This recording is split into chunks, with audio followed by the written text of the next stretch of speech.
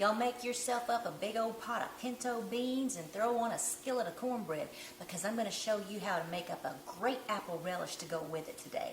My friend Millie Derrick gave this recipe to me years ago when we worked together in Sevierville, Tennessee. Hey Millie!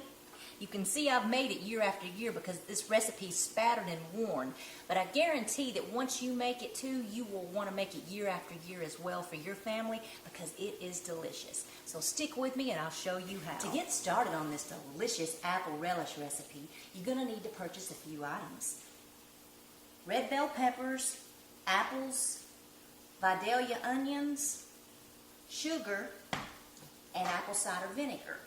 Now, I put all of mine through the food processor. You don't have to do that. You can chop it all up with a knife if you want to, but there are so many apples, onions, and bell peppers in this recipe that a food processor makes the task much easier. There's a lot of chopping involved with this recipe, but it's going to be beautiful in the end and so tasty. You're not going to be pureeing all of these ingredients. You're just going to be chopping them up in the food processor or with your knife.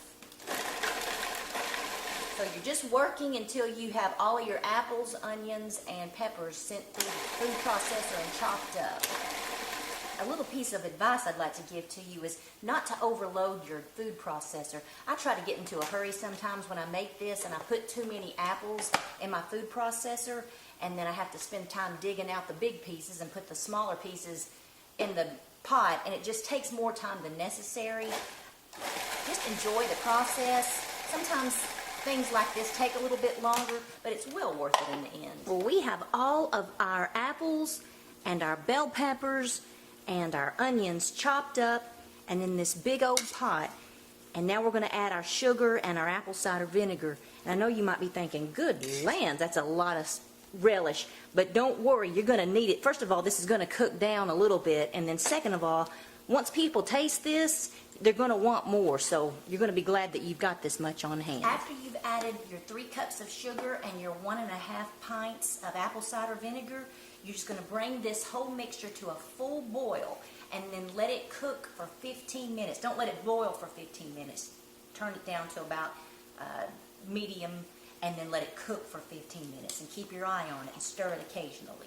And then check back in a few minutes and I'll show you how to process it in the water bath. Our apple relish has been cooking for the last 15 minutes and it's ready to put in jars. And I'm going to show you how I do this. I don't know if you watched my video about making strawberry jam, but you're going to do the relish kind of the same way that you did the jam. I'll explain. You have your clean jars, and I've got 1/2 pint jars here. And then we're going to put our relish in the jars and then process them for 15 minutes in just a hot water bath.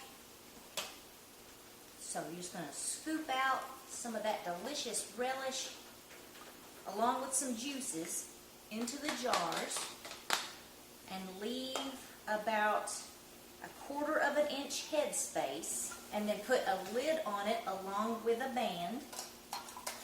Just screw that on tightly. So after you have about 7 or 8 of these, or enough to fill the bottom of a canner, you're going to set them down in a hot water bath and make sure that the lids are covered with about an inch or 1/2 inch of water, and let those boil in the hot water bath for 15 minutes, and that will make sure that there's a good seal on those jars of relish.